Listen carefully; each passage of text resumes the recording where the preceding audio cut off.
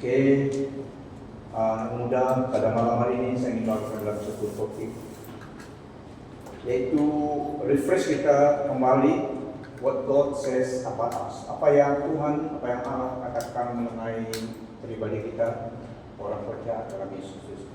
That really matters. Above all argument, yang di atas semuanya adalah what God says about us in Christ. Katakan kepada kawanmu sebelah, what God says about you and about me. Apa yang Tuhan katakan mengenai kita di dalam Yesus Kristus itu sangat penting. Bukan apa yang dunia katakan, tapi apa yang Tuhan Allah kita katakan mengenai kita dalam Yesus Kristus. Kita akan lihat 7 dalam sesi ini, kita lihat 7 what God says about us in Christ. Yang pertama, dalam firman Tuhan Allah Bapa kita katakan di dalam Yohanes 1 ayat 12, kita diterima dalam Yesus. I am accepted in Christ. Lihat kawanmu, katakan I am accepted in Christ. I am accepted in Christ. Saya diterima di dalam Yesus, kita diterima dalam Yesus. Allah yang Maha Kuasa itu, Allah yang Maha Tahu dan pencipta kita, karena satu Allah yang kita kenal dalam Yesus Kristus, yang Maha Kuasa itu Dia berkata kepada kita, dalam Yesus kita diterima. I am accepted in Christ. Dalam Yohanes 1:12, namun demikian Dia memberikan hak menjadi anak Allah kepada mereka yang menerimanya dan percaya dalam namanya. Nah, jika karena kita telah menerima Yesus, kita percaya kepada Dia dan menerima Dia sebagai Tuhan Juru Selamat kita, firman Tuhan katakan Allah yang Maha Kuasa itu, yang sumber kehidupan itu, berkata kepada kita mengenai kita dalam 1 Yohanes 1:12, namun demikian Dia memberikan hak menjadi anak Allah kepada mereka yang menerimanya dan percaya dalam namanya. So, dalam firman Tuhan Allah Bapa pemilik kita adalah anak-anaknya. Amen. Meskipun kita ada Bapa di dunia ini, tetapi tidak kekal. Bapa yang di surga, Allah yang perkasa itu, yang menebus kita dengan darahnya, Dialah yang Bapa kita yang kekal. Walaupun Dia Allah bagi semua manusia, tetapi Dia tidak menjadi Bapa kepada semua manusia. Hanya kita yang anaknya, Dia menerima kita sebagai anaknya. So ini yang Dia katakan mengenai kita. Kita harus percaya itu, amen. Kita harus percayakan apa Dia yang katakan demikian. So we acceptable before God. Kita diterima. Makanya kita agree dengan firman Tuhan dan bersyukur kepada Dia karena kita memiliki Allah Bapa yang kekal, yang tidak pernah gagal dalam rencananya bagi kehidupan kita. Yang kedua, dalam 1 Korintus 1 ayat 30, firman Tuhan katakan apa yang Tuhan Allah katakan kepada kita dalam Yesus dalam 1 Korintus 1 ayat 30. Oleh sebab Allah kamu berada dalam Kristus Yesus, Allah telah membuat Dia menjadi kebijaksanaan bagi kita, dan melalui Dia Allah memperbenar, menyucikan serta menebus kita. Di dalam Yesus Allah memperbenarkan kita. We are made the righteousness of God. Sanctification, yaitu kita benar di hadapan Tuhan. Meskipun kita rasa mungkin kita tidak terlalu benar, tapi bagi Allah di dalam Yesus kita adalah kebenarannya. We are made righteous. Tidak kita menjadi lebih benar lagi. Amen. Tapi di dalam Yesus kita telah diperbenarkan dan dikuduskan, sanctification dan penebusan di dalam Yesus Kristus. Ini yang Allah lakukan di dalam Yesus Kristus. Semua kita yang dalam Yesus Kristus, Allah menjadikan Kristus menjadi kebijaksanaan bagi kita, memperbenarkan, menyucikan serta menebus kita. Karena penebusan itu yang Allah lakukan bukan bagi semua manusia di dunia ini, tetapi bagi kita yang dalam Yesus. 1 Korintus 6 ayat 11, dan beberapa orang di antara kamu demikian dulu, yaitu seperti orang dunia, tetapi Allah telah membawa dalam Kristus. Dan dalam ayat ini, dan beberapa orang di antara kamu demikianlah dulu, tetapi kamu telah memberi dirimu dicucikan, kamu telah dikuduskan, kamu telah dibenarkan dalam nama Tuhan Yesus Kristus dan dalam Roh Allah itu. Dan seterusnya, apa yang Tuhan katakan kepada kita telah ditebus ataupun dibeli oleh Allah dan kita menjadi miliknya. 1 Korintus 6 ayat 20. Allah telah membelimu dengan harga yang sudah dibayar sepenuhnya. Oleh itu gunakanlah tubuhmu untuk memuliakan Allah. Setiap orang Kristen, jika seorang itu menyerahkan hidupnya kepada Tuhan Yesus, menerima dia menjadi bosnya, hidup kita milik Tuhan. Seluruh hidup kita, tubuh, jiwa, roh kita, keberadaan kita milik Tuhan. Kita cuma menjadi manajemen harta milik Tuhan, termasuk tubuh kita. We belong to God. Kita adalah properti Allah. Kita telah dibeli dengan hidupnya, dengan darah Yesus. Dia membeli kita dengan harga yang sudah dibayar sepenuhnya. Tubuh, jiwa, roh kita miliknya Tuhan. Oleh itu kita dapat memuliakan Tuhan melalui hidup kita. So, satu yang Tuhan mau adalah memuliakan Tuhan melalui tubuh kita. Manusia adalah tubuh, jiwa, roh, tubuh, jiwa. Dan orang Kristen telah ditebus oleh darah Yesus Kristus. Kita menjadi milik Allah. Dan seterusnya dalam 2 Korintus 1 ayat 21 sampai 22. Allah telah menentukan kami bersama kamu dalam Kristus.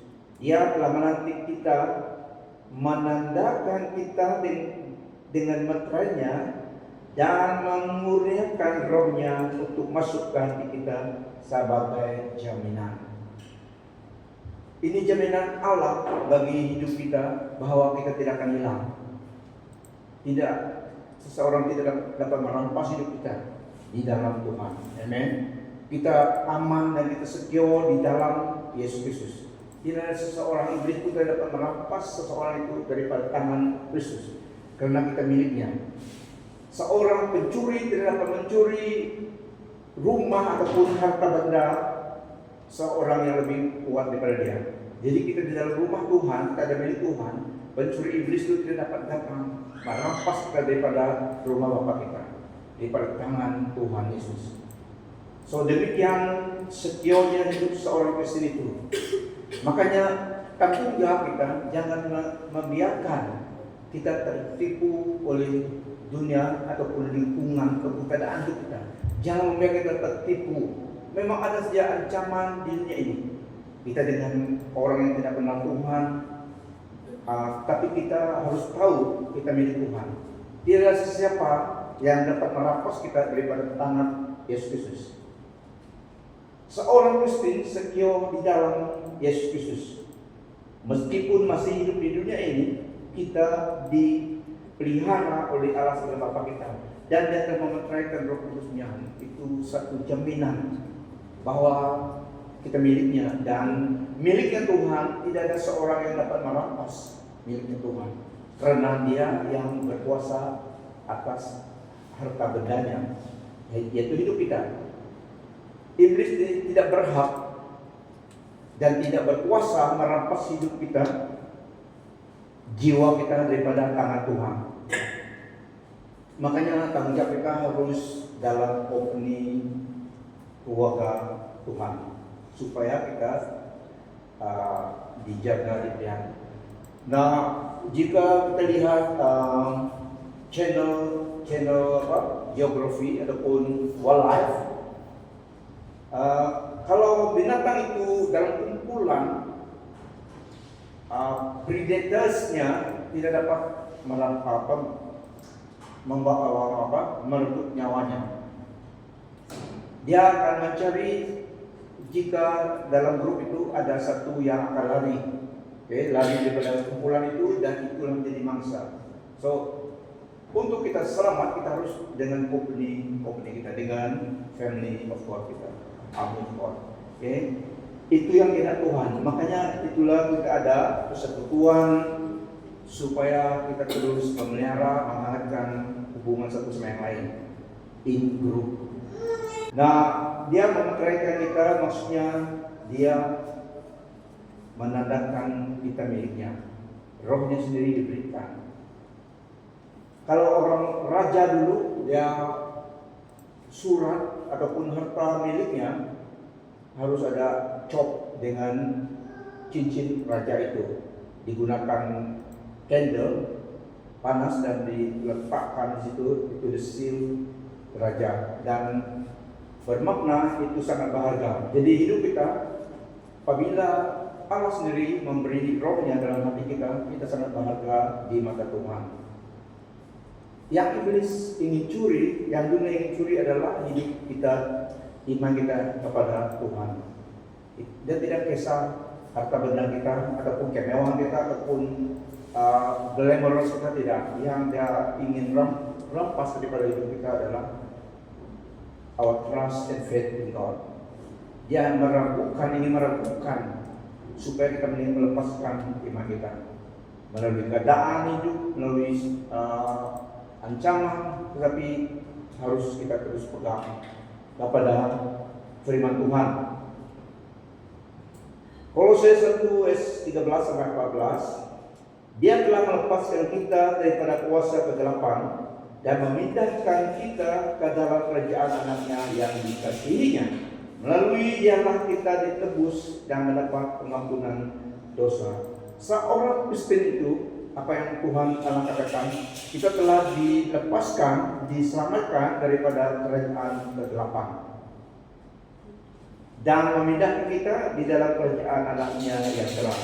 Yaitu dulu waktu kita sama dengan dunia, sama dengan orang yang dunia, kita masih dalam kegelapan. Tetapi dalam Yesus Allah telah transfer kita, mengalih kita daripada kegelapan, kerajaan kegelapan, kepada kerajaannya dalam Yesus Kristus.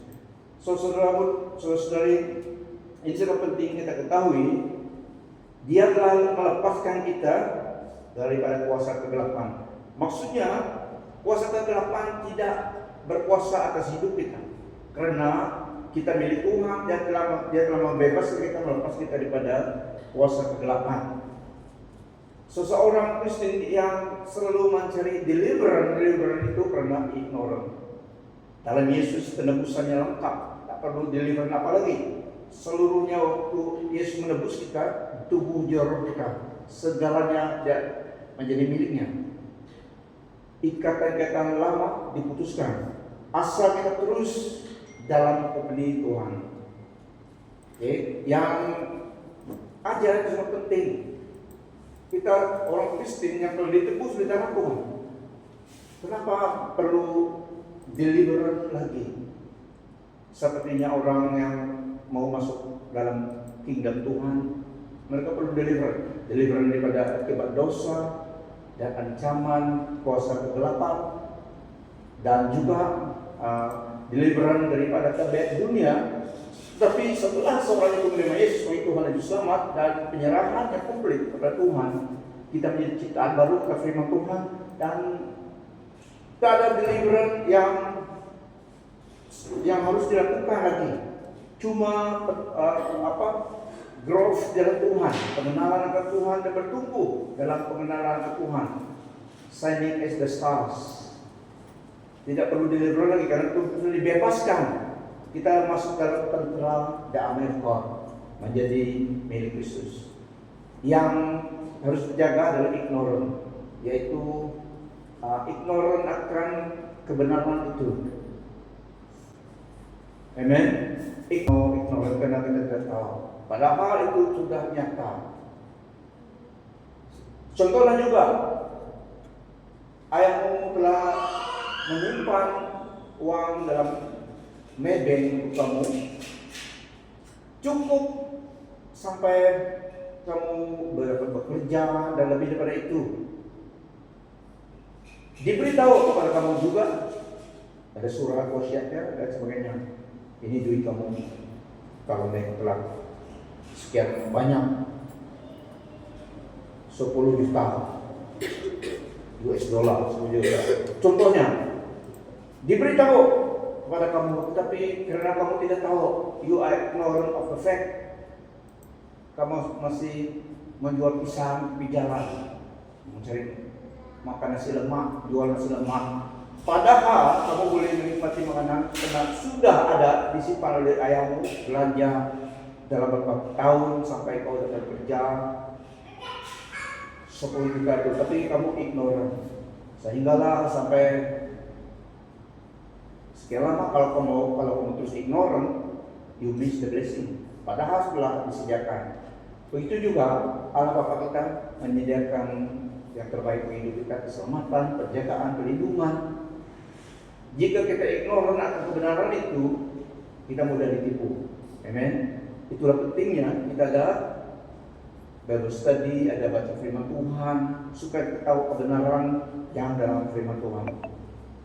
Yang kita lebih emphasize adalah dalam kehidupan rohani kita, dan juga termasuk kehidupan jasmani, karena jasmani dan rohani link. Karena kita masih dunia ini, kita masih manusia biasa, tapi kita akan menjadi supernatural juga seperti Tuhan Yesus. Oke, jadi hidup jasmani kita dan rohani tidak dapat dipisahkan. Memang intertwined. Pergerakan hidup kita karena kita masih dunia ini. So saudari, kita telah dilepaskan daripada kuasa kegelapan. Dan maksudnya kita bebas karena kita dalam kerajaan terang sudah. Dan aktiviti kerajaan terang menjadi milik kita. We are in the numbers. We are among those in the family of God. Ignorant itu yang mengikat orang Kristen, karena kebenaran itu sangat penting kita ketahui supaya kita tidak diperdayakan. Ajaran sangat penting. Nah, anak muda, ajaran sangat penting. Kalau ajaran itu salah, diberi ideologi yang salah, boleh mempengaruhi sejak dari kecil juga dan mempengaruhi hidup seseorang itu, especially waktu kanak-kanak. Kita seperti wakil Tuhan yang menjadi saintis lah buat supaya menyumbang kepada hidup manusia di dunia ini, memberkati orang. Jadi yang saya katakan di sini, ajaran itu sangat kuasa. Jadi anak muda kalau pergi semenanjung, pergi di luar yang dimana banyak orang yang tidak seiman, kamu harus tahu kamu milik Tuhan. Allah dan Bapak kita. Kita memiliki Bapak leluhur. Siapa nama dia? Abraham. Siapa nama nenek moyang kamu? Kalau kamu tidak tahu nama nenek moyangmu sebenarnya di dunia ini, ingat Bapak Abraham. Dia adalah Bapak leluhur kita. Kata Tuhan, Abraham, Bapak Abraham, has many sons, Father Abraham, I am one of them. So kamu juga, itu lagu kan? Bapak Abraham, Bapak kita, Bapak leluhur dalam Tuhan Allah. Jadi anak muda, kita harus tahu kebenaran yang ini menjadi bagian hidup kita. So wherever we go, we are confident that we belong to the Heavenly Father God, who own the universe and the earth. So kita telah dibebaskan daripada kuasa kegelapan. Knowledge is power. Karena tidak boleh hidup di bawah tempurung knowledge is power. Kita harus mengenal what is happening, watch and pray, kata Tuhan Yesus. Supaya kita tidak ignorant apa yang terjadi. Jadi yang mudah ini dalam Yesus kita bebas dari condemnation, dari tuduhan iblis ataupun tuduhan dunia. Kita dalam Yesus kita dibebaskan dan kita free from condemnation. Ini dalam Roma 8. Dan seterusnya, sebaca satu ayat ini, siapa yang akan mendakwa orang pilihan Allah? Allah yang membenarkan. So yang seterusnya, mungkin yang terakhir, nama kita didaftar dalam kerajaan surga. Lukas, dalam Injil Lukas 10 ayat 19 sampai 20. Ini adalah kebenaran dan kita harus membawa diri kita, membawa hati kita percaya apa yang firman Tuhan katakan.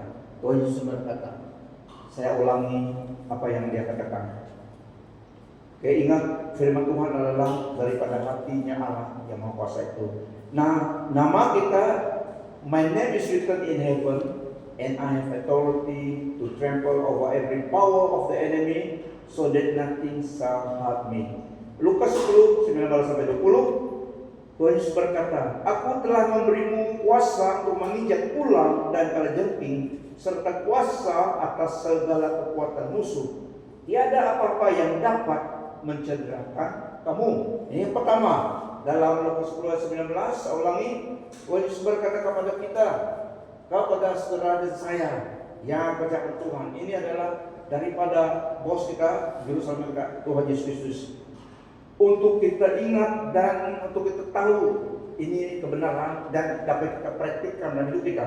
Tuhan Yesus yang berkuasa di surga dan di bumi ini berkata, aku telah memberimu kuasa untuk menginjak ular dan kalajengking, serta kuasa atas segala kekuatan musuh. Tiada apa-apa yang dapat mencederakan kamu. Ini kebenaran yang harus kita pegang untuk pribadi kita. Kalajengking dan ular melambangkan kuasa kegelapan juga, ya. Yang kedua, dalam ayat 20, tetapi jangan kamu bersukacita karena roh iblis menurut perintahmu, tetapi bersukacitalah karena namamu tercatat di surga. Mana nama kita tercatat? Di surga. So, dalam Yesus nama kita telah dicatat dalam surga. Registered in heaven. So, the moment the day kita diangkat, kita ada nama di situ. Jadi, action kita, penerapannya, yang pertama, hold on to the Bible truth. Yang pertama, hold on to the Bible truth. Terus berpegang erat kebenaran Alkitab bagi diri kita. Yang kedua, berdoa, membaca, dan obey truth. Ini yang kita lakukan. Tanggung jawab kita. Berdoa seperti nafas rohani kita yang seperti tahu segala sesuatu harus kita lakukan dengan doa. Ini sangat penting.